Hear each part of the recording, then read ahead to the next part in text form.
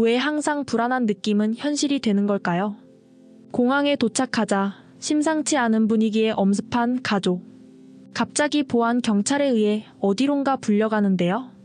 이유도 모른 채 대체 왜 그러냐고 따지지만 그들은 아랑곳하지 않고 가족들을 강제로 데려가려 합니다. 과연 가족들에게 무슨 사연이 있었던 걸까요? 그리고 이들은 눈앞에 닥친 상황을 무사히 해결할 수 있을까요? 오늘의 사연 들어가기 전에 구독과 좋아요, 알림 설정은 채널 성장에 큰 힘이 됩니다. 그럼 바로 시작하겠습니다. 안녕하세요. 저는 카자흐스탄에서 태어나고 자라나서 20년 전부터 한국에 살고 있는 율리아입니다. 한국 이름은 유리이고요. 오늘 제가 전해드리고 싶은 사연은 저희 가족이 한국으로 이주하면서 생겼던 사건이에요. 제가 한국을 제대로 알게 된 것은 저희 아버지가 카자흐스탄에 있는 한국 대사관에서 일하면서부터입니다. 저희 가족은 사실 고려인입니다. 증조 할아버지 때 카자흐스탄 지방으로 이주당했죠. 그리고 소련이 망한 후 저희 가족은 쭉 카자흐스탄에 남아 고려인의 정체성을 가지고 살고 있었습니다. 사연을 이야기하기에 앞서 한국인 분들도 꼭 알았으면 하는 우리 고려인 이야기를 잠깐 해보자면요. 증조 할아버지께서 전해주신 과거 이야기는 정말 가슴이 아팠어요. 당시 소련의 스탈린 정권은 고려인 사회에 일본의 첩자들이 침투하고 있다는 우려를 이유로 고려인들을 중앙아시아로 강제 이주시키기로 했다고 해요. 강제 이주에 앞서 고려인 지식인 약 2만 명이 일본의 지시로 무장봉기를 계획했다는 날조된 혐의를 받아 대부분 처형당했으며 우리 고려인들은 출발 일주일 또는 2, 3일 전에야 이주 통보를 받고 거의 맨몸으로 살던 곳을 떠났다고 해요. 그렇게 20만 명이 3, 4주간 시베리아 횡단, 화물 열차에 짐짝처럼 실려 약 6만 킬로를 이동한 뒤 중앙아시아의 황무지에 버려졌고 추운 겨울을 넘기지 못한 이들을 포함해 강제 이주 전후로 약 2만 명이 사망했다고 해요. 이렇게 아무런 예고도 없이 갑자기 삶의 터전에서 강제로 추방당했지만 고려인들은 한인 특유의 강인한 생명력으로 중앙아시아의 척박한 땅을 개척하여 벼농사와 목화농사를 지으며 빠르게 정착했고 다수의 고려인 집단 농장을 설립하면서 모범적인 삶을 이어갔다고 합니다. 어느 날 갑자기 스탈린에 의해 중앙아시아로 강제 이주된 고려인들은 열악한 환경과 황무지를 개척해야 하는 수많은 어려움 속에서도 희망을 잃지 않고 새로운 삶을 일구어 나갔습니다. 증조 할아버지는 항상 이렇게 말씀하셨어요. 우리는 절대 한민족이라는 사실을 잊어서는 안 된다고요.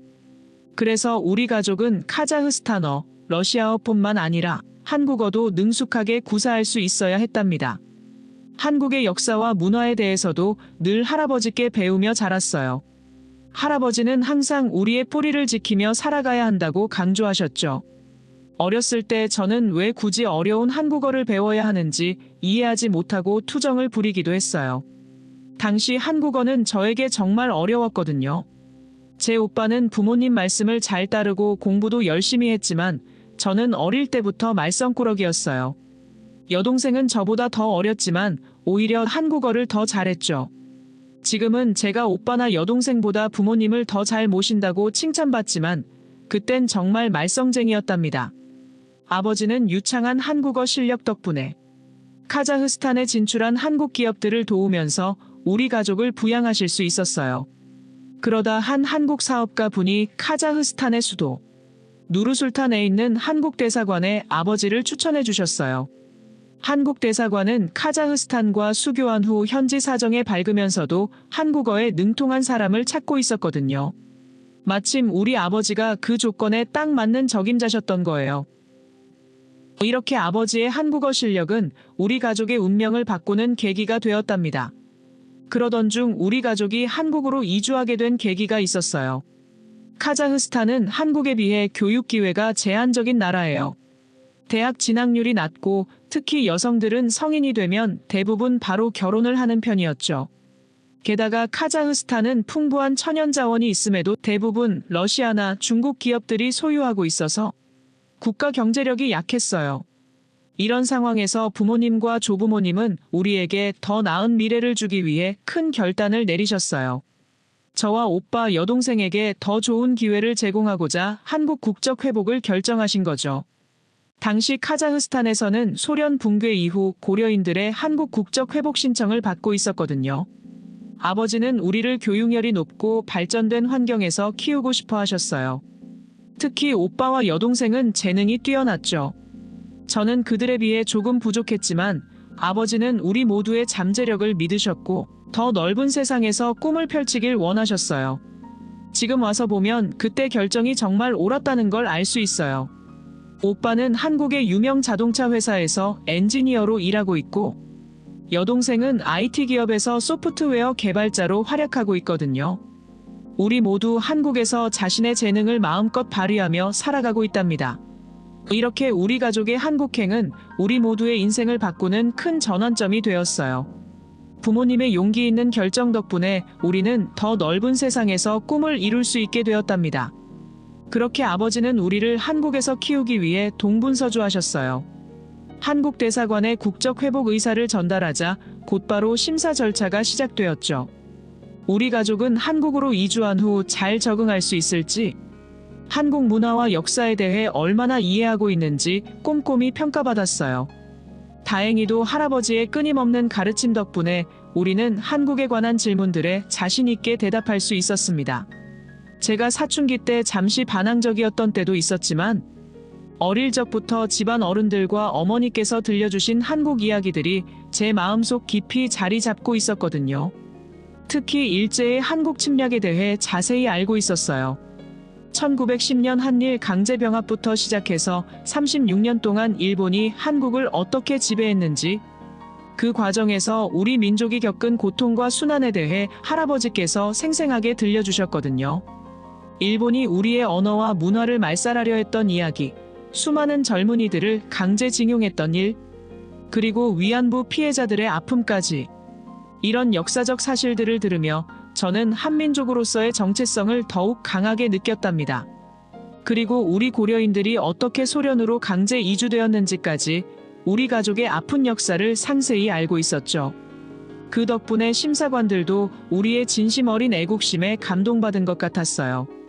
하지만 한국으로 오는 과정이 순탄치만은 않았어요.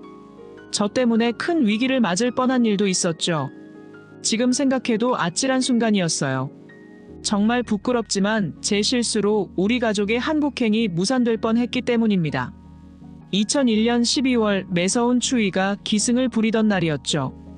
우리는 설렘과 긴장이 뒤섞인 채 한국행 비행기에 올랐어요. 러시아를 경유해 한국으로 가는 길이었죠. 비행기 안에서 오빠는 귀엽게 장난을 치며 분위기를 띄우려 했지만 저는 왠지 모를 불안감에 휩싸여 있었어요. 그때는 몰랐죠. 이 불안감이 예감이었다는 걸. 러시아 공항에 도착하자 분위기가 심상치 않았어요. 당시 러시아는 정세가 불안정해 외국인들에 대한 검문이 매우 엄격했거든요. 게다가 제가 큰 실수를 저지르고 말았죠. 입국 심사대에서 가족들은 모두 한국 여권을 보여줬는데 저만 실수로 카자흐스탄 여권을 꺼내버린 거예요. 그 순간 시간이 멈춘 것 같았어요. 보안 경찰의 날카로운 시선이 느껴졌고 가족들의 얼굴이 창백해졌죠. 제 심장은 마구 뛰기 시작했어요. 이게 무슨 일이지? 아버지의 떨리는 목소리가 들렸어요. 어머니는 말없이 제 손을 꼭 잡아주셨죠. 오빠는 당황한 듯 눈을 깜빡이고 있었고요. 우리는 별도의 방으로 끌려갔어요. 러시아어로 고함치는 경찰들 앞에서 저는 겁에 질려 눈물만 흘렸어요. 아버지가 침착하게 상황을 설명하려 하셨지만 경찰들은 들으려 하지 않았죠. 그때 번뜩 제 가방에 한국 여권이 있다는 걸 기억해냈어요. 떨리는 목소리로 경찰에게 말했죠. 제 가방에 한국 여권이 있어요. 확인해주세요. 다행히 한 경찰관이 제 가방을 뒤져 한국 여권을 찾아냈어요. 그런데 한 보안 경찰이 여전히 의심의 눈초리를 거두지 않았어요. 왜 카자흐스탄 여권은 문제 삼지 않고 한국 여권은 이렇게 꼼꼼히 확인하느냐고 따져 물었죠. 그 순간 저는 한국 여권의 힘을 실감했어요. 한국 여권은 전 세계 공항에서 신뢰받는 여권이에요. 아버지가 자부심 가득한 목소리로 말씀하셨죠. 실제로 한국 여권은 안전한 국가의 상징으로 인정받고 있었거든요. 하지만 아이러니하게도 그 신뢰성 때문에 오히려 의심을 받게 된 거예요. 혹시 위조된 건 아닐까? 하고 말이죠. 워낙 한국 여권과 한국 사람들은 신뢰성이 좋아서 중국인들이 한국인인 척하면서 밀입국을 시도한다는 소리가 한참 들렸었거든요. 그래서 더욱 면밀히 지켜봐왔던 것 같아요. 그 순간 저는 한국 여권의 가치를 더욱 깊이 느꼈어요. 다행히 한국 대사관의 신속한 확인으로 우리는 풀려났습니다. 러시아 측에서도 한국의 외교력을 무시할 수 없었던 거죠. 그 순간 한국의 국력이 얼마나 대단한지 피부로 느낄 수 있었어요. 지금도 그때를 생각하면 가슴이 뭉클해요. 당시에도 대단했던 한국 여권의 위상이 지금은 더욱 놀라운 수준에 이르렀기 때문입니다. 무려 191개국을 무비자로 갈 수 있다니 정말 자랑스럽죠. 전 세계 3위의 파워를 자랑하는 한국 여권, 이건 정말 대단한 성과예요. 특히 놀라운 건 한때 세계 최강의 여권 파워를 자랑하던 미국보다도 우리 한국 여권의 순위가 더 높다는 거예요. 미국은 186개국 무비자 입국으로 8위에 그쳤지만 우리는 그보다 훨씬 앞선 3위를 차지했죠. 심지어 영국도 우리보다 낮은 4위예요. 누구나 인정하는 선진국들보다 한국이 압도적으로 앞서 있는 사실을 보면 가슴이 벅차오르지 않나요? 그렇게 저는 공항 사무실에서 나와 부모님께 죄송하다며 한 번 더 고개를 숙였어요. 그러나 부모님은 괜찮다며 따뜻한 위로에 눈물이 났어요. 제 실수였는데도 오히려 저를 걱정해 주시는 모습에 더욱 감사함을 느꼈죠. 그렇게 우여곡절 끝에 우리는 한국에 도착했어요. 하지만 이 경험을 통해 저는 한국인으로서의 자부심을 더욱 강하게 느꼈고 앞으로 우리나라의 위상을 더욱 높이는 데 기여하고 싶다는 결심을 하게 되었답니다.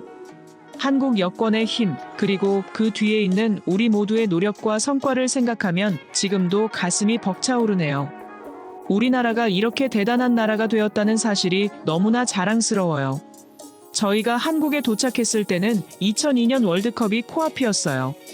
거리는 축제 분위기로 가득했죠. 처음 월드컵 첫 승을 거두고 한국이 월드컵 첫 16강에 진출했다는 소식을 들었을 때 우리 가족 모두 믿을 수 없다는 듯이 서로를 바라봤어요. 그리고 16강 이탈리아를 이기고 8강, 4강으로 올라갈 때마다 우리의 흥분은 절정에 달했죠. 서울시청 앞 광장은 붉은 물결로 가득 찼어요. 저희 가족도 그 열기 속으로 뛰어들었죠.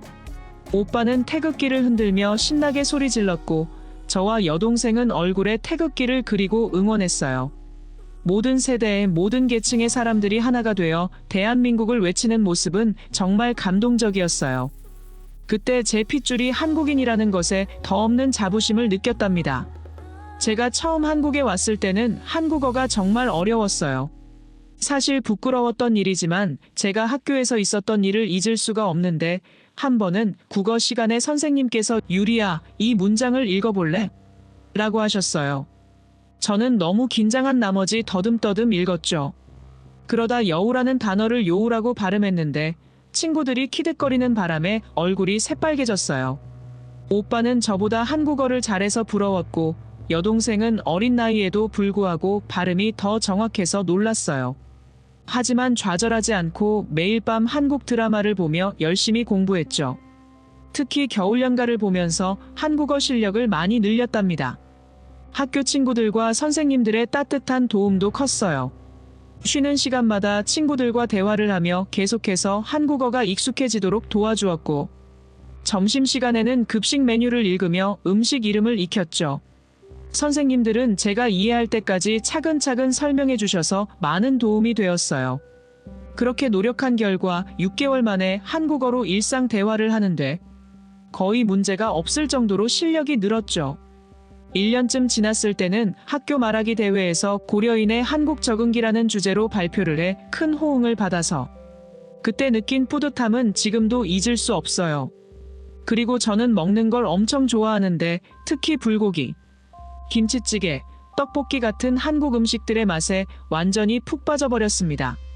카자흐스탄에서 먹던 음식과는 비교도 안 될 정도로 맛있었어요.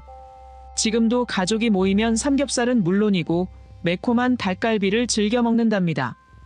여러모로 한국에 오길 정말 잘했다는 생각이 들었어요. 부모님과 조부모님의 결정에 감사드리며 앞으로 효도하며 살겠다고 다짐했죠.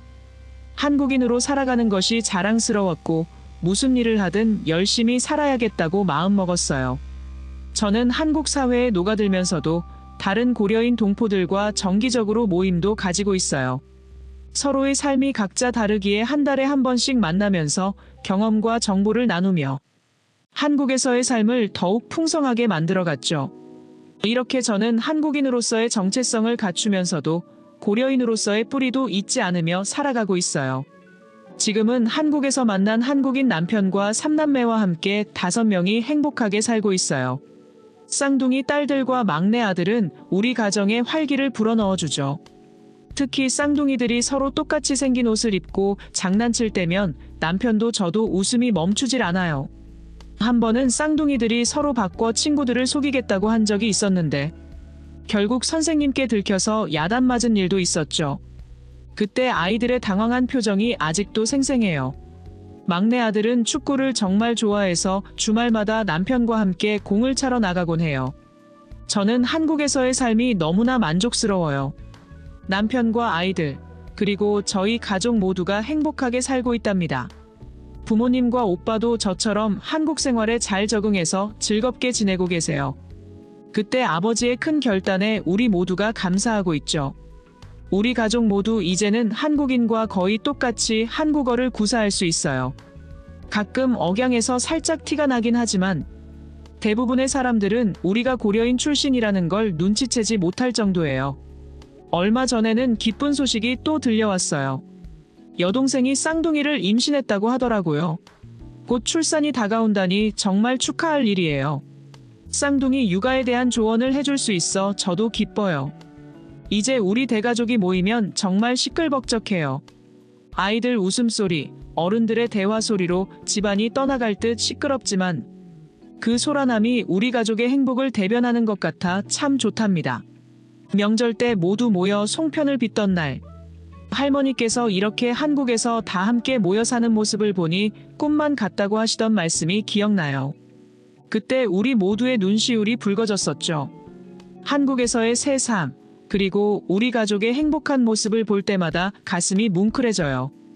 이 모든 것이 우리 가족의 용기 있는 선택과 한국이라는 나라가 우리에게 준 기회 덕분이라고 생각합니다. 저희 가족처럼 카자흐스탄에 살고 있는 우리 동포들도 한국으로 돌아와 따뜻한 정을 나누며 행복하게 살면 좋겠어요.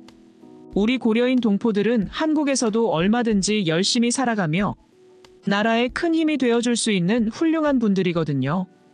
카자흐스탄에서 한국으로 오는 동안 우여곡절도 많았지만 지금은 한국 생활에 잘 적응해서 하루하루 열심히 살아가고 있는 저 유리의 이야기 어떠셨나요? 하지만 안타깝게도 모든 고려인 동포들의 상황이 저처럼 좋은 것은 아니에요. 현재 한국에 들어와 있는 많은 고려인 동포들이 힘든 상황에 처해 있다는 걸 알고 계신가요? 한국 국적은 고사하고 안정적인 일자리조차 구하기 어려워 하루하루를 힘겹게 살아가고 계세요. 특히 마음 아픈 건 일부 동포들이 위험한 노동 현장에 내몰리고 있다는 거예요. 건설 현장이나 공장에서 안전장비도 제대로 갖추지 못한 채 일하시는 분들, 장시간 고된 노동에 시달리시는 분들을 보면 가슴이 아파요. 언어 장벽 때문에 부당한 대우를 받아도 제대로 항변조차 못하시는 분들도 계시죠. 우리의 뿌리는 같은데 왜 이렇게 다른 삶을 살아야 하는지 너무나 안타까워요. 우리 모두가 조금만 더 관심을 가지고 손을 내민다면 어려움을 겪고 있는 고려인 동포들에게 큰 힘이 될 수 있을 거예요. 그들도 우리와 같은 핏줄, 같은 민족이잖아요. 우리의 작은 관심과 사랑이 고려인 동포들에게는 커다란 희망이 될 수 있어요. 응원의 댓글 하나하나가 그들에게 큰 힘이 될 거예요. 함께 나누는 사랑으로 모든 고려인 동포들이 행복한 삶을 살 수 있기를 간절히 소망합니다. 율리아의 이야기 어떻게 들으셨나요? 여러분의 생각을 댓글에 적어주세요. 긴 이야기 끝까지 들어주셔서 감사드리고 구독과 좋아요, 알림 설정은 채널 성장에 큰 도움이 됩니다. 다음에 또 뵙겠습니다. 그럼 모두 안녕히 계세요.